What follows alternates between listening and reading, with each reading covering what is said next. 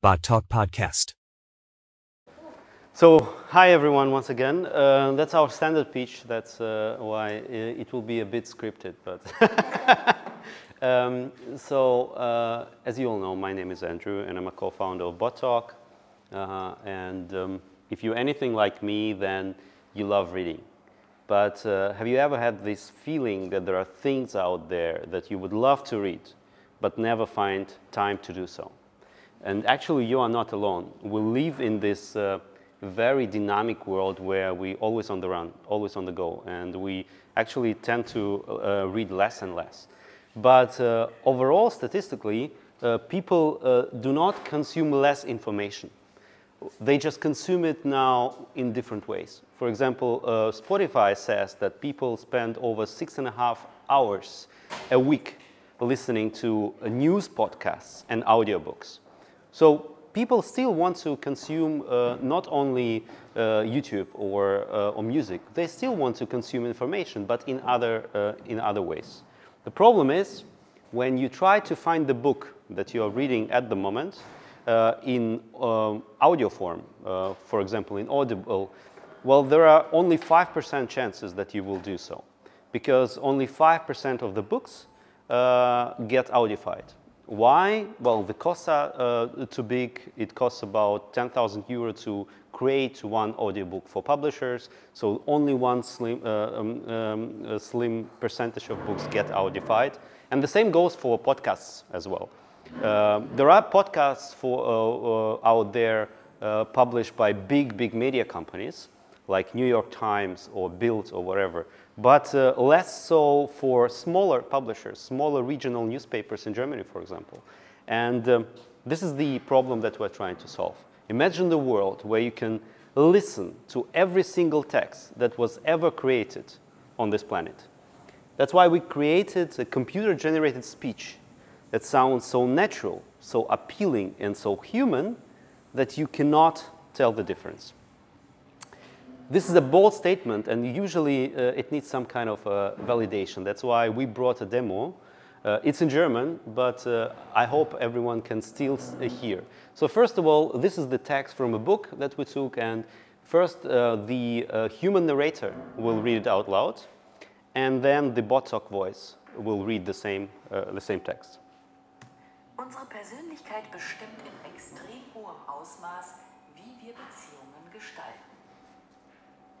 Die Merkmale einer Persönlichkeit werden zu einem großen Teil im Laufe der Biografie angelegt, bleiben über lange Zeit hinweg stabil und beeinflussen, wie eine Person denkt, fühlt und handelt. So that was a human, and now the robot. Unsere Persönlichkeit bestimmt im extrem hohen Ausmaß, wie wir Beziehungen gestalten. Die Merkmale einer Persönlichkeit werden zu einem großen Teil im Laufe der Biografie angelegt, bleiben über lange Zeit hinweg stabil und beeinflussen, wie eine Person denkt, fühlt und handelt. So this is the quality of speech that BotTalk provides now. Usually this is the reaction that we get when we show it to someone who knows text-to-speech only from Siri or from Alexa. The reason why we sound so good is the raw text-to-speech models that are out there from Microsoft and from IBM and Amazon and Google, they make mistakes because they are very generic.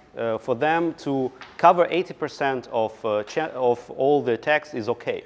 But when you try to use the same logic for regional newspapers, like we do, there are many errors on the regional names, on how things are pronounced, on the regional things that those guys don't know.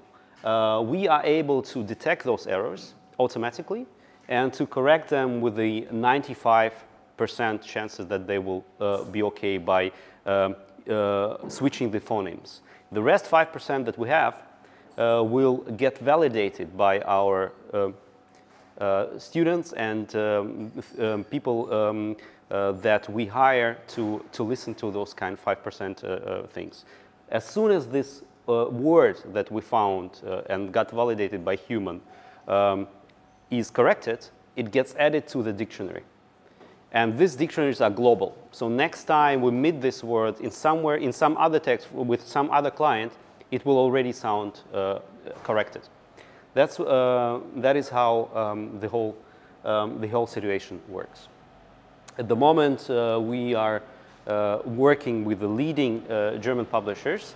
More than 100,000 people every day listen to articles that BotTalk creates. And people love it.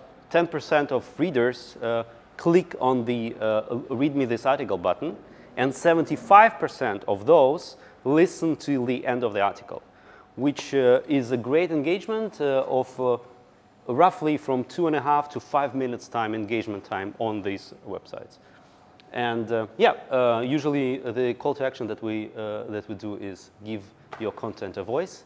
And this is the standard pitch that we usually do. And I think the more important part will be to answer your questions about maybe company technology and team and so on.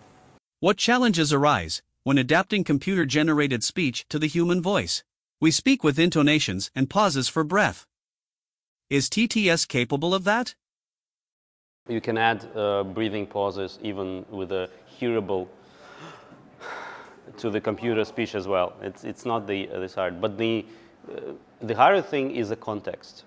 So we humans understand while we're reading, we understand what the text is all about, and the emotion of the text. And then, depending on these topics, talking about the war in Europe, for example, and so on, you will never read the same article with the same emotion. If there's even the same topic, right? Okay, it's a war. It's one thing to read like casualties, and another thing, it's a story about whatever family that lost their home and so on. You will read it differently. It will impact your voice. And this is the most kind of challenging thing at the moment, and what the book publishers, for example, tell us all the time. When they're not so much interested in scaling their product, but they are interested in when they have the script, they have already voice in mind, which will go great with the script of the book. So it's this challenging, but our answer to that is well, the same thing that those book publishers do with their real actors when they read the script and they think, well, this voice will probably be the best. It will happen with the generic voices as well, because the generic voices from 3 to 5 years, you will not be able to hear the difference. You can already have some sentences that I showed that, I think a couple of sentences in the beginning, you couldn't tell if I didn't tell you that it was a robot, that it was actually the synthesized voice. And we are moving very fast in this direction. So this is a challenging but a solvable problem. If that is possible, why does Google not invest into the elaboration of their voices? For example, the Google Maps Navigator. Not the focus. So you still use it. So you still understand, even in the broken pronunciation, you still understand. And with Google, it's more. That's why we at all have a chance, because Google or Microsoft or whatever, they have a completely different dimension. They want to have German, but for them, German language has the same priority as the African language. Because they want to have everything. They want to have the whole world, and with some kind of okay quality. And our ambition, okay, let's do European voices, very good. Very, very good. Let's do all the European voices which will sound great, and Google can take the rest of the world. But we want to be perfect in German, and in smaller languages, especially in smaller languages there are less good quality text-to-speech voices. If you go to even Belgium, they have Dutch dialect, but it's a different Dutch than in Netherlands. It's Flemish. It's a southern Dutch. It's completely different. They can hear it. They can hear the difference. And it may be. You can maybe say that. Imagine reading Hamburger Abendblatt or hearing Hamburger Abendblatt with a stark southern Bavarian accent. That will be very, very crazy. And this is how it is for them. I mean, they say, yeah, it is Dutch, but it's very, very unpleasant, or it's not natural. So that's what we are trying to solve at the moment. How many languages is BotTalk able to audify? In the German, we are definitely the best, but we have 127 languages on the platform, and we have established the framework how to improve those languages. So now we are trying to go to Belgium, we're trying to go to Estonia, and we're trying to go to Norway. Wow, Norway. Because those are very specific languages that are very hard, and the publishers in those countries look for the good solution, and they are ready to give money because they want. And for example, in Norway, people tend to pay for content. They are completely okay. They will not cancel the subscription. They will pay because they know they just know how to do it, and so. This is why we are choosing these smaller things, and if we can do this on the scale, then everything is going to be fine. You are a B2B company at the moment. Is there any future vision of working directly with the end consumer? It's somewhere in the vision. Me personally, I would love an end-to-end product. I would love to have an app or a browser extension that will read me every single article. There are considerations, and in Germany there are also copyright considerations. Okay. So if you say, like, I develop the thing that reads your content, on every single website, on every single German newspaper, that could be interesting. The discussion with them. If it's not infringes with their copyright. And the second reason why we don't do B2C is it's just another scale of marketing money that we need to build the product. Here in Germany, when you go to a publisher, everyone knows us because it's not that hard to gain momentum, especially with the support of our accelerators and so on and so forth. Everyone knows, and if you go to Hamburger Abendblatt, there is a player, and there's always a link. Who made this player? So that's not that hard with a B2B market. With a B2C market, I worked at Axel Springer. We tried to we bought installs. 70% of your installs of the app get de-installed. So you imagine your money, your marketing money, you give, and you just can cut 70% of this money and just throw away. But you still need to invest it, so only 30% will keep your app running. 70% will deinstall your app. I mean, it's crazy. We don't have such money to push this product, and we need a really good push in the B2C market. Maybe sometime in the future, but for now, it's just you need to concentrate on something. Yeah. How does your platform work? Magic.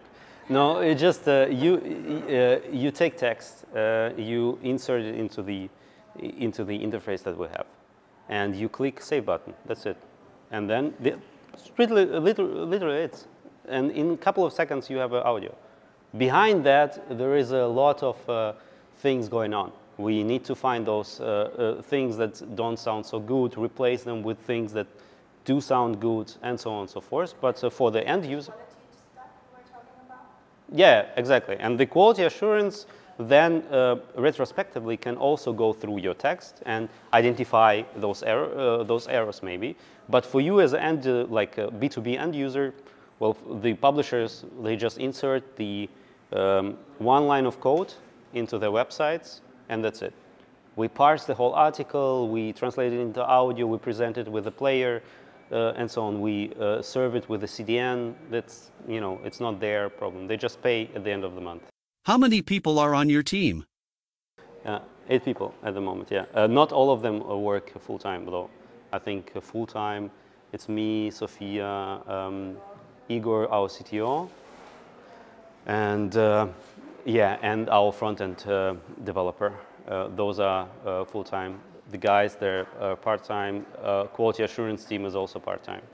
So not everything, but we try to get as many people on site and physically here as possible, because even though, you know, distributed workforce, blah, blah, blah, we just found that it's extremely important to have a team on site. That's why Betahaus is so good.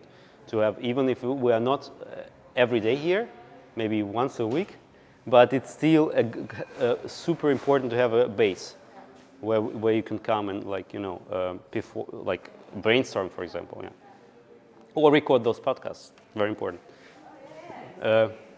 Podcasts are important. We are looking for interviews, so for people to interview. What kind of topic? Well, the podcast is called Startup Story. So basically, every entrepreneur can come, and we interview, you know, you about your startup story, and that's you know, seems to work very, very well. Are you a subscription-based platform? No, we so our customers, so the Hamburg Abendblatt or whatever, they use the subscription as a. So how are you generating money? What is your? Oh, you mean this? Yeah, well, you can call it subscription. It's a license. So basically, there's a license that is monthly license that our customers pay. It's roughly around €4,000 a month per publisher, and then there is a usage fee based on how many articles you transcribe, and the usage fee is €18 per million characters.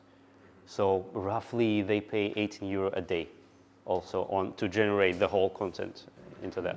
So at the end of the month, from one publisher, we get like four and a half, whatever, €1,000. Find that older people are more likely to listen to audio content because of their poorer vision possibilities? In our experience, it's both.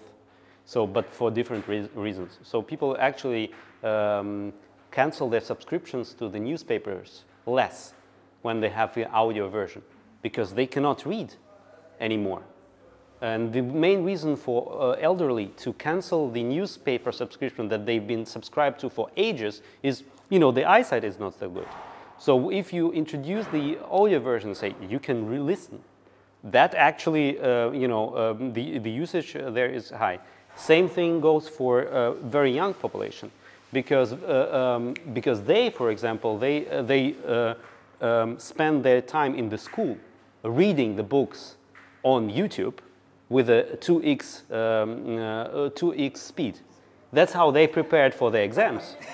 They didn't read the Goethe's Werther really read, but they just went to YouTube, found the video, 2x, tomorrow is the exam, I need to listen to it. I need to know what it's about. So, and when the publishers say, yeah, but the quality of this voice is not there. Yeah, you either have this quality, or you have someone else that creates it on YouTube, and believe me, that is not a high quality stuff that is uploaded. So both of the spectrum are there, and it's not about, I think, age. It's about the situation where you're in. Situation where you're in. Also for us, it's time. So we have time to read. Exactly, time and situation, exactly. And you find the time in different situations. So as you said, you can walk, you can jog, you can cook during listening to this content. Otherwise, you wouldn't have time to do so. I will never find time to read all the Zeit. I used to when I was a student, but come on, this is even once a week. I mean, I can barely read like two articles, 2 long reads from the Zeit now. Are there other markets next to news publishers and books that you would like to address? Everything that has to do with human actors recording voice. So it's gaming. It's everything that has, for example, the games. When you internationalize the games, there's only English version. If you combine text-to-speech with internationalization, then the opportunities are huge, because the game studio can only record 1 track for big games, English. But what do you do with the Chinese market? What do you do with them? Only subtitles. They put then subtitles on that. Well, we can take those subtitles and turn it into speech.